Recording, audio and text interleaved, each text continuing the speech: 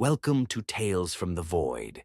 The galaxy may whisper of heroes, but we prefer to listen to echoes, those heavy voices lingering in the darkness. So, gather close, and let's talk about the Ultramarines. They are the Imperium's blue-blazoned champions, the shining steel between humanity and oblivion. Or so the legend goes.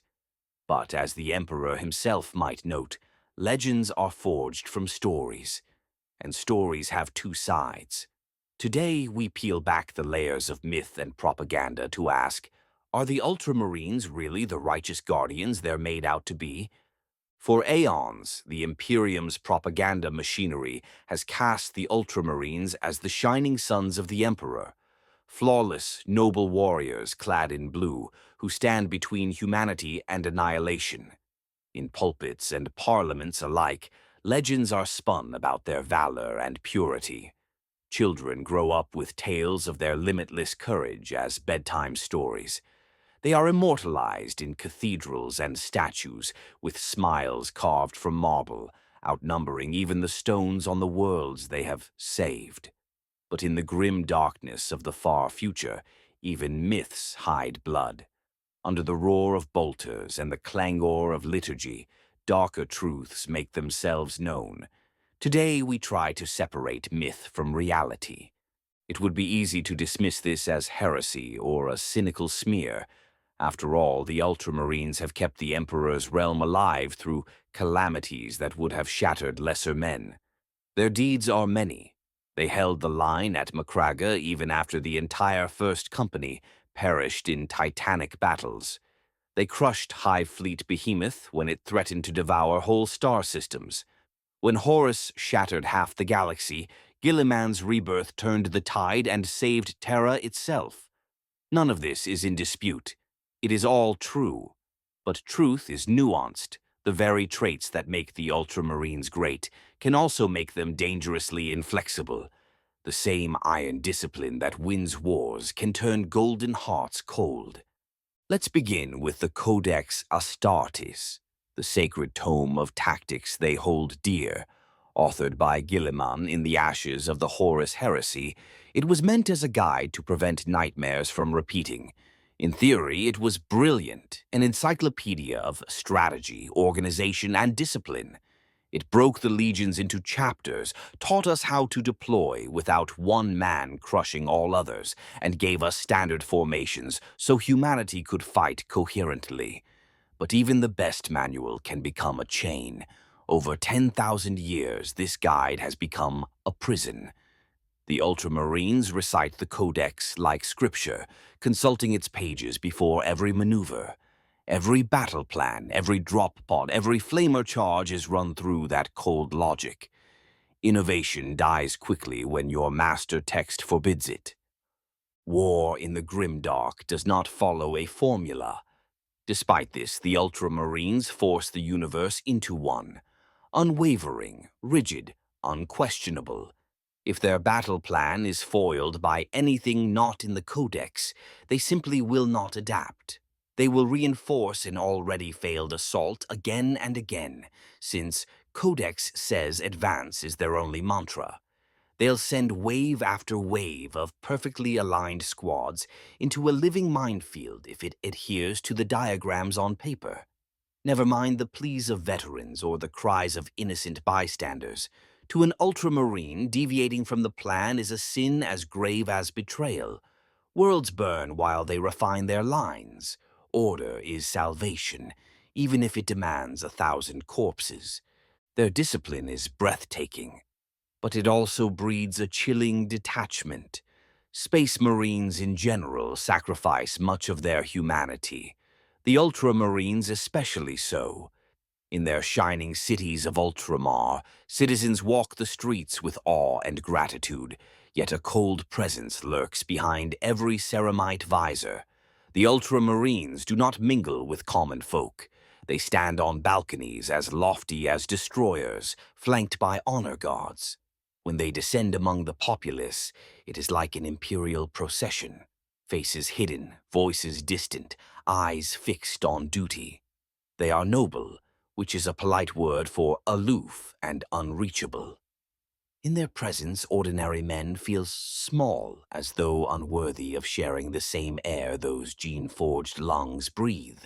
Within their chapter, this distance blooms into arrogance. Each ultramarine is taught he is the pinnacle of creation, chosen above all of humanity. From gene lock to shoulder pad, it is drilled into them that their loyalty is beyond question, their cause beyond reproach. Quiet fanaticism easily decays into pride. They look upon other soldiers, the grunts of the guard, the sisters of battle, even the artisans of Mars, and see children clinging to their uniforms. They see subjects, not equals. It's no wonder they claim entire star sectors as personal dominions. To them, their way is the perfect way. Why would the imperfect masses dare to disagree? Of course, this combination can make them terrifyingly effective. When an ultramarine force descends on a battlefield, their foes know hope is fleeting. Their bolters roar with surgical precision. Tactics unfold like clockwork. Columns crash through bunkers. Squads systematically purge Xenos. No retreat, no mercy for the weak. Only the cold metric of victory. Civilians are herded into safe zones. If they're lucky, then forgotten in the report. They measure success in terms of shattered enemies and sealed borders. To them, mission always comes first. Everything else is on the battle deck. Other concerns are just footnotes in their after-action summaries. But here's the catch. Victory for them is black and white. The Codex's binary commands leave no room for gray. And in the unforgiving reality of war, gray decisions often decide a battle. Insisting on perfect solutions every time has cost them dearly. They once held a perimeter against a tide of orcs, citing Codex positions, until a hidden stompa crushed half their squad from behind. They searched their rulebook for an answer. Or, when an entire world needed urgent evacuation, they followed orders and sealed the gates, forgetting the populace. To them, even those sacrifices were part of the plan. Perhaps it should be no surprise that rigid perfection is a fool's gold in the next battle, blind to the subtle shifts of war. Beyond the battlefield, the Ultramarines are hammered into symbols of hope, because the Imperium's citizens need heroes. Every crushing victory is trumpeted across the stars.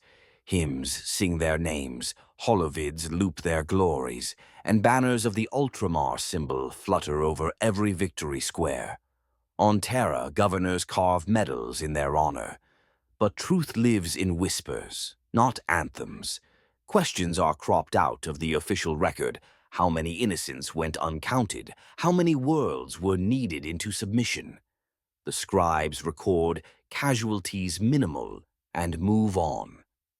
But under the throne, the ministry's files quietly record lives sacrificed, after which those names vanish from history. For every litany sung, listen for the silence that follows. On Ultramar itself, perfection is as artificial as a painted smile. Official news feeds celebrate golden harvests and smiling, orderly citizens. Every flaw is crafted into virtue. A drought becomes a divine trial. Dissent becomes heretical poison to be purged. The people live under the Emperor's peace. No crime, no hunger, no disagreement. It is a liturgy of stability. Every street, every garden, even the weather seems programmed.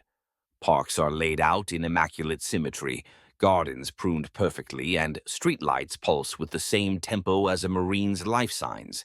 If you wander at night, everything is exactly as it should be, and exactly as ordered. It could be a paradise if all you valued was obedience, but that peace feels more like a promise: conform or be removed.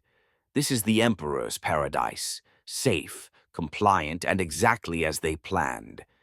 And then there is Guillemon himself, their immortal primarch, enthroned aboard the Indomitus. He is hailed as the living god of strategy, the Emperor's right hand reborn. Few doubt his brilliance. He has indeed steadied the Imperium twice from the brink of ruin. But imagine this: A man wakes after 10,000 years to find the galaxy in chaos and decides to enforce the order he remembers. Instead of embracing mercy, he doubled down on doctrine. His revival was cause for jubilation, but perhaps also caution. Guilliman's vision of the Imperium is a perfectly ordered machine, and he tightens the bolts accordingly. As long as he lives, the Ultramarines will be compelled to tighten those same bolts, ready to sacrifice anything, even souls, for the sake of efficiency. So are they truly good guys? It depends what you mean by good. If you value efficiency, order, and uncompromising loyalty above all, then yes, they might be ideals. But if you prize compassion, innovation, or freedom, the Ultramarines might not seem so noble. They are not paragons of altruistic virtue. They are soldiers, loyal, absolutely, unyielding, definitely, but ruthless too if the mission demands it. Their loyalty is to the Imperium's grand vision, not to every individual life. Mercy, in their code, is a luxury that they rarely afford, because to them every life must prove its value to the cause. The lives of billions can be as meaningless to them as a failed strategy once the plan is set. In this grim future, heroes are myths by design, convenient lies to keep the masses in line. The Emperor himself wove such myths to unify humanity. The Ultramarines fit that mold perfectly. But if they are a myth, then it is a myth of our own making. One side shows them as saviors. The other side should see them as what they truly are, blue-armored angels who never deviate from their rulebook, even as the world burns at their feet. When the last shot finally echoes and the warp grows still, their legacy might not be flawless purity. It will likely be statues built on forgotten corpses and the silence of those who lived under their guns. Picture a world held under an Ultramarine's watch. The air is cool and calculated. No laughter echoes in its streets. No spontaneous joys. Only dutiful hymns and the steady hum of servo skulls on patrol. Parks are symmetrical, gardens pruned, even the rain seems to fall in organized patterns. Every citizen walks in lockstep, as if an unseen controller guides their steps. It is serene, sterile. It could be a paradise if all you valued was obedience. But to anyone daring to dream, it feels like a gilded cage. Step outside at night. The streetlights burn with the same pulse as a Marine's life signs. There is safety here, yes. No crime, no hunger, no war. But a man wasn't born just for safety. We wonder, in that perfect silence, is this the Emperor's peace or a luxury built on our surrender? I once saw an ultramarine at dusk, his silhouette stitched into a blood-red sky, saluting the setting sun as if he were honoring the Emperor himself. For a moment, under that crimson canopy, he looked like a saint. Then he turned and walked away. The crowd around him bowed and prayed. He heard nothing but the silent drum of duty in his chest. He looked noble and sterile, too pure in a way that felt unnatural. Saints bleed and dream. I couldn't tell if he did either. For an instant I almost felt lonely, not for me, but for him, standing there while the world burned. Cold describes them well, cold as the void outside their storm shields. An ultramarine's compassion is rationed like ammunition, only given when sanctioned by the chapter. Any hint of empathy is treated as a contaminant, scrubbed from their code of conduct. We ordinary humans feel heat in our hearts. The ultramarines feel only duty. If a villager pleads for mercy, an ultramarine hears the war drums. If a child reaches out trembling, he is reminded to take cover. Emotion is a battlefield they never cross. For them, the only warmth comes from the glow of a plasma weapon or the flame of a volcano on a conquered world. They take no comfort in us unless it bolsters their purpose. Consider the innocents, those who live in the shadow of the Ultramarines. They speak of safety, safe from tyrannid claws, safe from orc choppers. But their safety is a double-edged sword. Safe from enemy guns, yes, but never safe from Ultramarine scrutiny. One false move, one suspicious glance, and you might find yourself redeemed or worse. Compliance is demanded. Devotion is compulsory. Parents hush their children at the distant thunder of drop pods, not knowing whether it heralds salvation or sacrifice.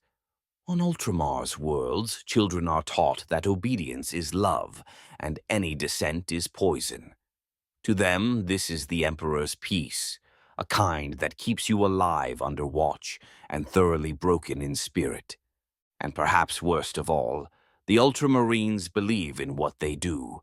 There is no doubt in their minds that they are on the right side of history, that they are destiny's chosen champions.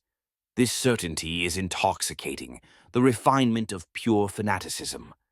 If they say a world must be cleansed, they do not question whether that world needed saving. It simply must be done. One might call it arrogance. They call it confidence. When you convince yourself the Emperor wills it, who needs mercy? If a traitor begs under their gun sight, they already have an answer. Execution is mercy. They sleep easily, convinced they woke up in heaven, even when they wade through hell. For them, doubt is the traitor's whisper, and faith is their anchor. It's a dangerous combination, supreme confidence paired with unwavering obedience to a strict code. A mind that never wavers can also never learn. If a plan is wrong, they rarely see it in time. If the enemy surprises them, it's only because they assumed the enemy would act like an Ultramarine too. In a war of endless change, the Ultramarines insist on static order. The Xenos adapt, the galaxy mutates, but they march with the Codex in hand. Perhaps it's no wonder they sometimes collapse when the unexpected arrives. A crusader trained only to swing knows nothing of the enemy's hidden blade. It happens that their rigidity even has a name among the ranks, following the book. In one campaign on Ashgate Prime, Colonel Yuka of the Ninth offered an alternate strategy to an Ultramarines captain. "If we flank to the left," he said, "we can cut off the enemy's retreat." The Ultramarine listened, then shook his head. "That tactic is not in the Codex. We hold our line." The result? They marched straight into a trap. Dozens of men died that day. Later, we were told it was a necessary sacrifice. The captain felt no regret. His faith in the Codex was unshaken. Sometimes I wonder, how many of our own have had to prove their loyalty that way? We bury our dead without names, keeping the peace of mind of those in power. Even other Space Marines watch them with mixed feelings. Some admire their zeal and form. Others exploit their predictability. The Salamanders see the flaw and burn the Ultramarines in private. They know what happens when humanity is ignored. The Raven Guard grin when they watch Ultramarines charge headlong because they always planned the flank. The Iron Warriors trade knowing looks. They understand siege, and no plan survives contact with the enemy. Yet, to each other's faces, all bow to the Ultramarines' legacy. It's easier to pretend all is well than to rock their throne. So we nod at council halls and keep our heads down. We smile among ourselves, knowing that in the end, they will always have the prestige, and we will carry the burden of truth. Better a fiction we all share than a truth that divides the Imperium. Stories begin and end with them, but a story with only one chapter always feels like a fable. The truth is darker. In the official annals, Ultramarines are immortalized as paragons of virtue, rising pristine from every battle. Off the record, however, we remember the cost. Millions of innocents moved, millions more whispering prayers in the dark. Imagine how many rebels were crushed under Ultramarine boots to protect those lines, villages razed, entire planets quarantined for purification. None of that appears in the highlights. We see their statues shine in daytime. We remember the ashes that smolder at midnight. Tales from the void are not what the scribes in Terra want to hear. The ecclesiarchy prefers shining tales of golden suns, but we owe it to the Emperor and to humanity to speak honestly. Ultramarines are not monsters, no. They don't wear spiky armor or revel in slaughter. Yet they also aren't heroes in the sentimental sense. They are enforcers, heralds of the Emperor's will, not knight-errants in shining capes. If you walk among the charred gravestones of worlds they've liberated, ask yourself, what was saved? The proud citadel standing, or the shattered souls of those beneath it? There is a price for every world burned, and someone, somewhere, always pays it. They are enforcers. They are priests of war. They are loyal, deadly, and unyielding. Perhaps that is exactly what the Imperium needs to survive. A tool honed to one sharp edge. But if your family's name is carved on those cliffside banners or lost in those battlefields, what comfort do these words give you? All praise and glory mean little to a mother with an empty cradle. Remember that. We cannot demonize them for doing what they were created to do, but we cannot pretend they wear halos either. Question their salvation, even as they bring us theirs. Our only hope is to remember that truth is better than illusion. To see the Ultramarines with open eyes is not to despise them, but to understand what we are facing. Knowledge is a weapon as sharp as any bolter shell, perhaps sharper, for it can cut through lies. The Inquisition warns against falsehoods. We proclaim facts. In the Emperor's name, we shine a light into the shadows, even if that light worries those who prefer darkness. Keep asking, keep learning, for in these endless nights our knowledge is the only light we have. That's all for today's journey into the darkness. If this unsettled or enlightened you, do as any true subject would. Like and subscribe to Tales from the Void. Spread these revelations quietly among your fellow souls, lest the emptiness consume them unwittingly. We will return soon with more grim truths from the frontier. Until then, keep your bolter primed and your mind sharper. In the Emperor's name, stay vigilant. The darkness is vast, but remember, our knowledge is the only light we have.